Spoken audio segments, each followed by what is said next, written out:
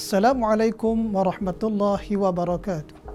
Saya Amran bin Mat Arifin, pengkursus ibadat haji Tanah Air, Tabung Haji.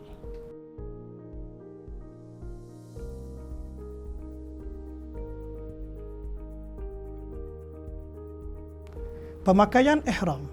Sebelum jemaah haji berniat ihram, jemaah haji lelaki diwajibkan memakai kain ihram, iaitu 2 helai kain lepas putih yang tidak bercantum. Sehelai kain dipakai untuk menutupi aurat antara pusat hingga lutut.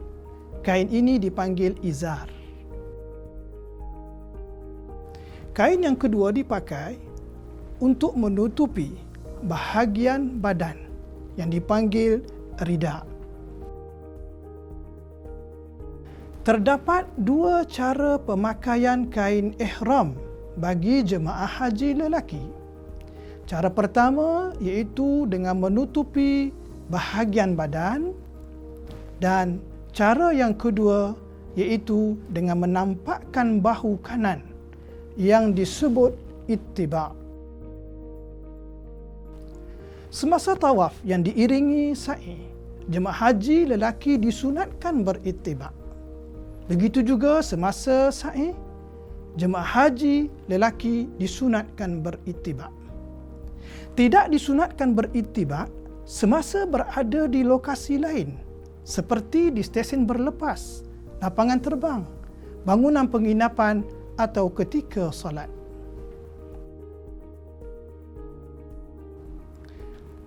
Menurut pandangan mazhab Syafi'i, jemaah haji lelaki dilarang memakai kain ihram bahagian atas, iaitu rida yang dijahit, dipin, dibutang atau dizip.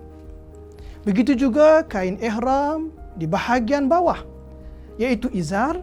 Jemaah haji dilarang menggunakan jahitan getah pada bahagian pinggang. Bagi jemaah haji wanita pula, mereka wajib memakai pakaian yang menutupi seluruh anggota tubuh badan kecuali muka dan tapak tangan bahagian hadapan dan belakang. Dengan baju panjang hendaklah sampai ke pergelangan tangan. Jemaah haji wanita semasa dalam ihram dilarang menutup muka dan memakai sarung lengan yang menutupi bahagian tapak tangan dan belakang tangan serta hadapan jari-jari.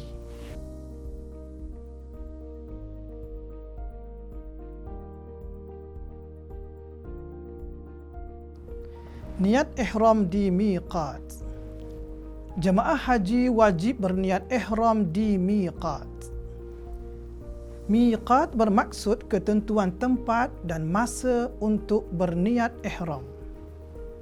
Miqat terbahagi kepada 2 bahagian, iaitu miqat zamani, sempadan masa,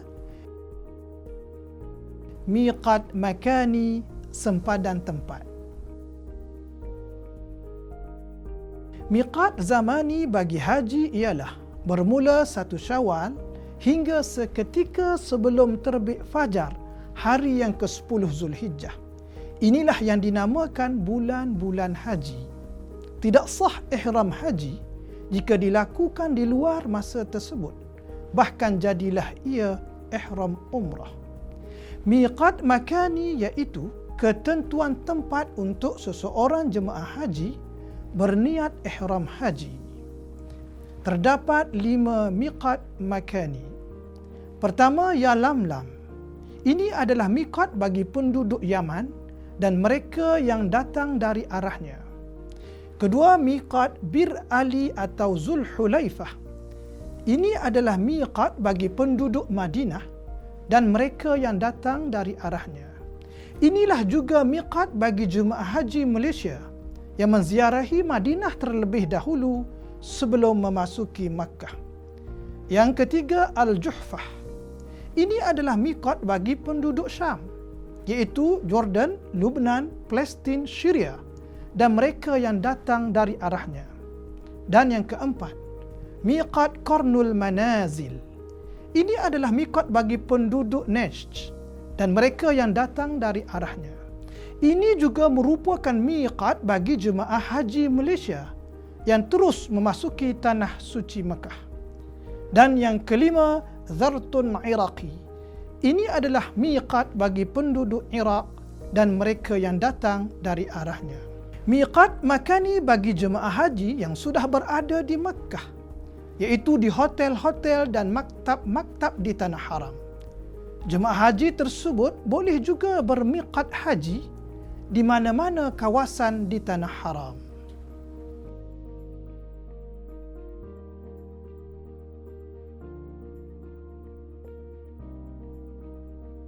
Larangan semasa dalam ihram. Setelah berniat ihram, jemaah haji diwajibkan menjaga 13 perkara larangan dalam ihram.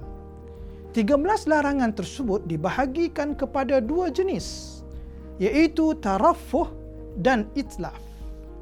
Jenis pertama iaitu tarafuh, berseronok atau berhias. Terdapat 9 larangan ihram bagi jenis tarafuh, iaitu menutup kepala bagi lelaki,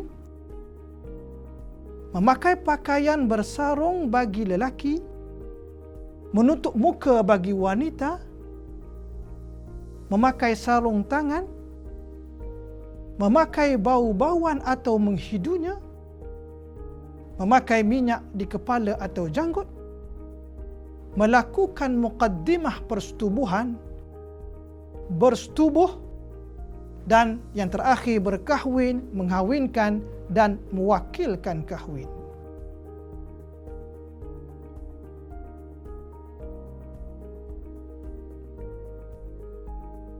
Larangan jenis tarafuh sekiranya dilakukan dengan tidak sengaja atau jahil, tidak berdosa dan tidak dikenakan dam.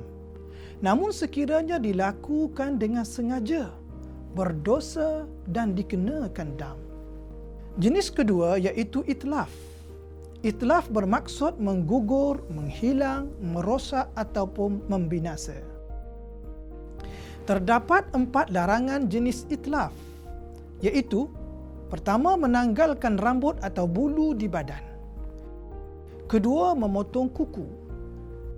Ketiga, memburu dan membunuh binatang buruan. Dan keempat, menebang, mencabut pokok atau tumbuh-tumbuhan.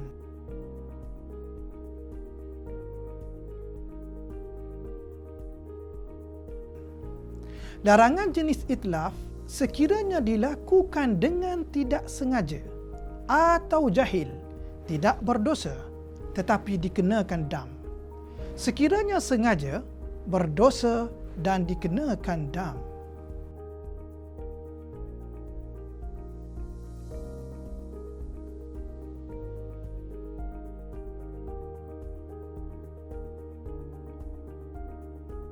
Masyairul Hajj. Pada 8 Zulhijjah, iaitu hari Tarwiyah, jemaah haji akan bertolak ke Arafah untuk berwukuf. Jarak lokasi Arafah ialah 21.9 km dari Makkah. Sabda Rasulullah sallallahu alaihi wasallam, "Al-hajju Arafah." Maksudnya haji itu Arafah. Wukuf di Arafah bermaksud jemaah haji berada di Arafah walaupun seketika dalam sebarang keadaan, seperti duduk, baring atau tidur, iaitu bermula daripada gelincir matahari pada 9 Zulhijjah masuk waktu zuhur sehingga seketika sebelum terbit fajar pada 10 Zulhijjah iaitu masuk waktu subuh. Terdapat 3 syarat sah wukuf. Pertama, telah berihram dengan niat haji. Kedua, dalam keadaan seseorang yang menunaikan ibadah, tidak gila, pengsan, mabuk dan hilang akal sepanjang masa wukuf. Dan yang ketiga, berada di Arafah walau seketika dalam waktu wukuf. Semasa berwukuf, selain daripada melakukan ibadat wajib, jemaah haji boleh melakukan amalan-amalan sunat seperti bertalbiyah, berdoa dan berselawat serta berzikir, beristighfar, mendirikan solat berjamaah, tidak berpuasa, berwuduk, membaca Al-Quran, menghadap kiblat dan memberi tumpuan sepenuh hati semasa mengerjakan ibadat wukuf. Setelah selesai berwukuf, jemaah haji akan bergerak ke Muzdalifah untuk bermabit.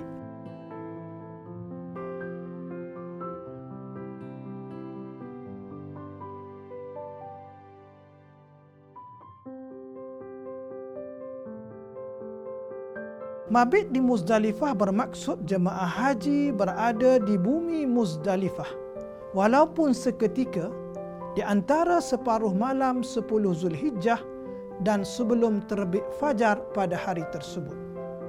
Semasa bermabit, jemaah haji boleh melakukan amalan-amalan sunat seperti bertalbiyah, berdoa, berzikir, melakukan solat sunat dan mengutip anak-anak batu.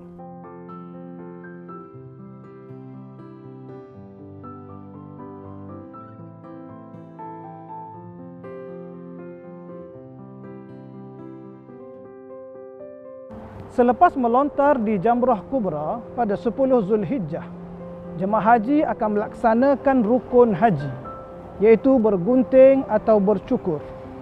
Maka terhasillah tahallul awal. Jemaah haji bebas daripada 10 larangan ihram. Tahallul awal bermaksud jemaah haji bebas daripada 10 larangan ihram kecuali mukaddimah persetubuhan, bersetubuh dan nikah kahwin. Tahallul awal terhasil setelah jemaah haji mengerjakan 2 daripada 3 perkara berikut. Pertama, melontar Jamrah Kubra. Kedua, tawaf dan sa'i. Ketiga, bergunting atau bercukur. Tahallul tsani pula terhasil apabila jemaah haji telah selesai mengerjakan ketiga-tiga perkara tersebut dan mereka bebas daripada semua 13 larangan ihram.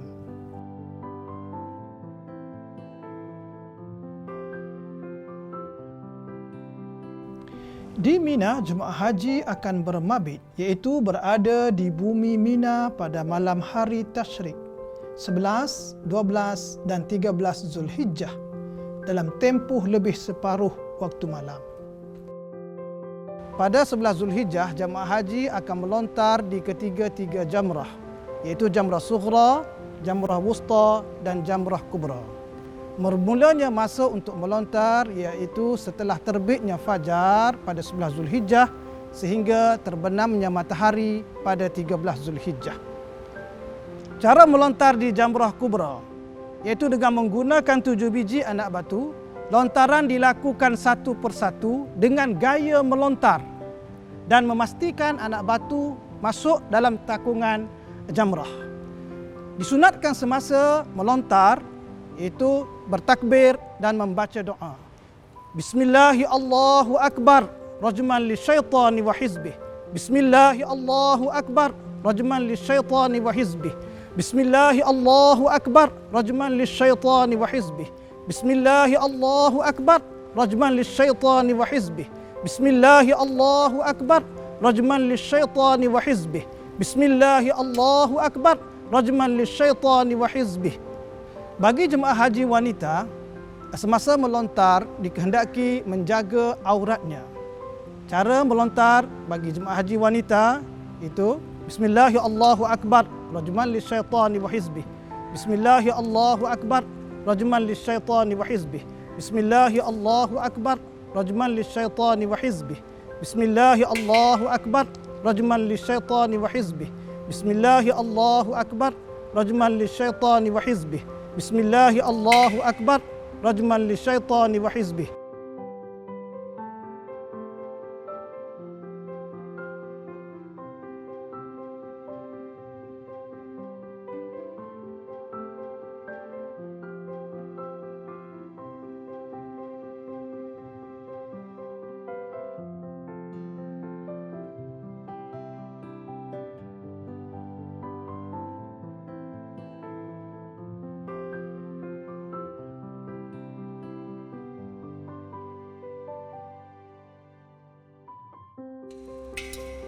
Jemaah haji mesti memastikan lontaran masuk ke dalam takungan dan cukup 7 lontaran dengan yakin.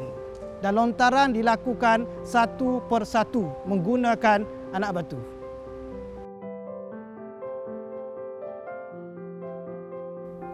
Jemaah haji mempunyai pilihan semasa berada di Mina, sama ada untuk membuat nafar awal atau nafar thani. Nafar awal bermaksud jemaah haji meninggalkan Mina pada 12 Zulhijjah tanpa bermabit dan melontar jamrah bagi 13 Zulhijjah dengan syarat-syaratnya.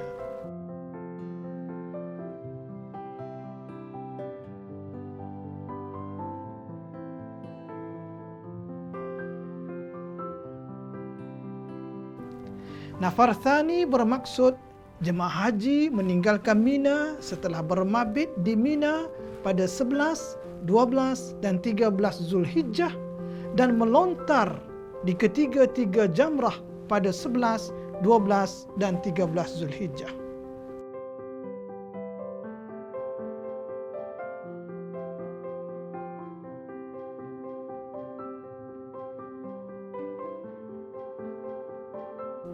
Tawaf bermaksud mengelilingi Kaabah 7 pusingan bermula dari sudut Hajarul Aswad dan berakhir pada sudut yang sama menurut syarat-syaratnya. Terdapat 8 syarat sah tawaf. Yang pertama, menutup aurat. Yang kedua, suci daripada hadas besar dan hadas kecil. Suci badan dan pakaian serta tempat tawaf daripada najis. Bermula dan berakhir di sudut Hajarul Aswad, menjadikan Kaabah di sebelah kiri dan berjalan ke hadapan, dilakukan dalam Masjidil Haram dan di luar binaan Kaabah, Hijr Ismail, Syazarwan, dan mengekalkan niat tawaf. Cukup 7 pusingan dengan yakin.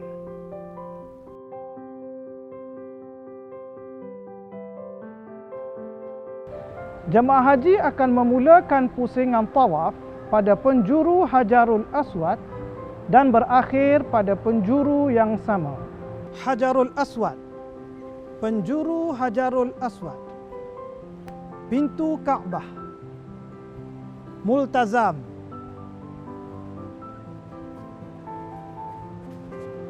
makam Ibrahim. Selepas selesai tawaf 7 pusingan dengan yakin, jemaah haji disunatkan melakukan salat sunat 2 rakaat di belakang makam Ibrahim atau kawasan sekitarnya. Penjuru Iraqi, Hijr Ismail, pancur emas. Semasa tawaf, jemaah haji dilarang menyentuh bangunan Kaabah, Syazarwan, Hijr Ismail atau memasuki Hijr Ismail. Penjuru Syami,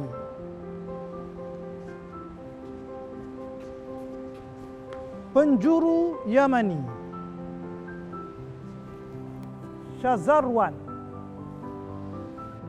Di antara penjuru Yamani dan penjuru Hajarul Aswad, jemaah haji disunatkan berdoa, Rabbana atina fid dunya hasanah wa fil akhirati hasanah wa qina azaban nar wa adkhilnal jannata ma'al abrar ya aziz ya ghaffar ya rabbal alamin. Jemaah haji disunatkan istilam Hajarul Aswad atau isyarat istilam sambil bertakbir dan mengucup tapak tangan. Bismillahi Allahu Akbar, Allahu Akbar, Allahu Akbar, walillahil hamd.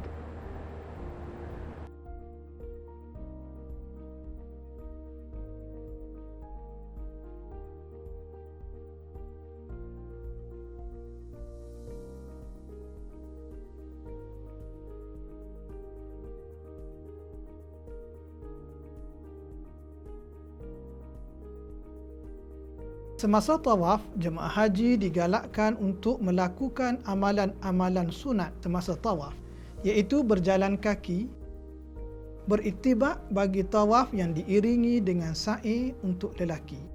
Mengucup Hajarul Aswad pada permulaan tawaf.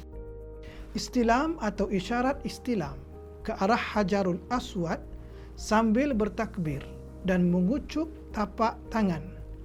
Allahu Akbar, Allahu Akbar, Allahu Akbar. Istilam atau isyarat istilam ke arah rukun Yamani sambil bertakbir tanpa perlu mengucup tapak tangan. Allahu Akbar, Allahu Akbar, Allahu Akbar.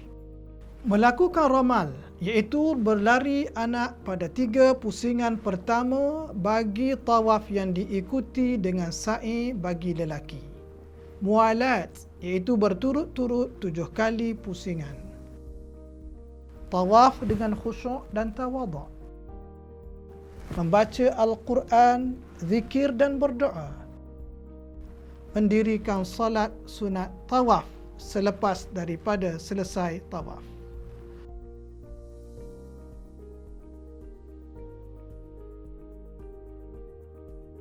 Sebelum bergerak ke Bukit Safa untuk memulakan sa'i, jemaah haji disunatkan meminum air zam-zam dengan menghadap ke arah kiblat sambil berdoa, Allahumma inni as'aluka ilman nafi'a wa rizqan wasi'a wa shifaan min kulli da'.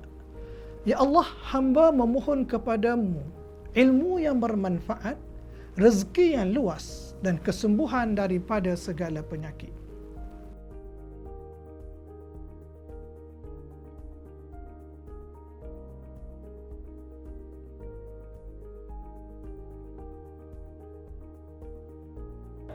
Setelah selesai mengerjakan tawaf, jemaah haji akan bergerak ke Bukit Safa untuk melakukan sa'i, iaitu berjalan ulang-alik dari Bukit Safa ke Bukit Marwah sebanyak 7 kali. Semasa melalui kawasan yang bertanda lampu hijau, jemaah haji disunatkan ramal, iaitu berlari-lari anak. Amalan sunat semasa sa'i: berada dalam keadaan wuduk, dilaksanakan sejurus selepas mengerjakan tawaf, masuk ke tempat sa'i melalui pintu Safa, iaitu Babus Safa, menaiki Bukit Safa dan Bukit Marwah bagi lelaki, menghadap ke arah Kaabah sambil bertakbir, Allahu Akbar, Allahu Akbar, Allahu Akbar, bertahlil dan berdoa semasa berada di Bukit Safa dan Marwah. Mualat, berturut-turut. Melakukan ramal, iaitu berlari anak pada setiap pusingan apabila berada di kawasan yang bertanda lampu hijau bagi lelaki sahaja. Beritibak pada semua pusingan. Berjalan kaki, mengelak kesesakan di tempat sa'i, berdoa, berzikir dan membaca Al-Quran.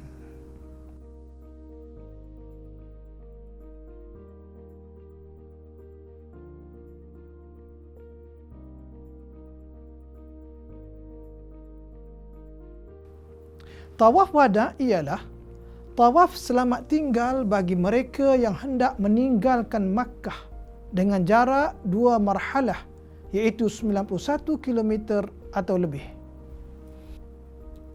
Golongan yang dikecualikan daripada tawaf wada' ialah perempuan yang kedatangan haid atau nifas, perempuan yang didatangi darah istihadah dalam tempoh haidnya, orang luka dan berdarah banyak yang boleh menajiskan masjid, orang yang tidak mendapat air atau tanah untuk mengangkat hadas besar, orang yang takut terancam nyawa, kehormatan atau harta bendanya, orang yang takut ditinggalkan rakan seperjalanan, orang yang berpenyakit salasul baul atau kencing tidak lawas, orang yang dipaksa meninggalkan tawaf kerana kes kecemasan, darurat atau terdesak, orang yang takut kepada peminta hutang dalam keadaan yang tidak berupaya membayar hutang, orang yang terpaksa dipimpin atau diusung kerana uzur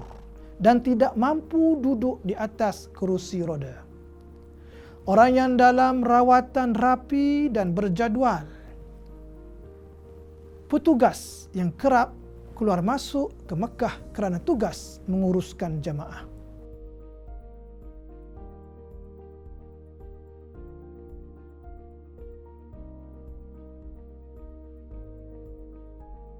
Selepas melakukan tawaf wada', jemaah haji tidak digalakkan berlengah-lengah di dalam Masjidil Haram atau bersedekah semasa dalam Masjidil Haram dan dalam perjalanan balik ke bangunan penginapan.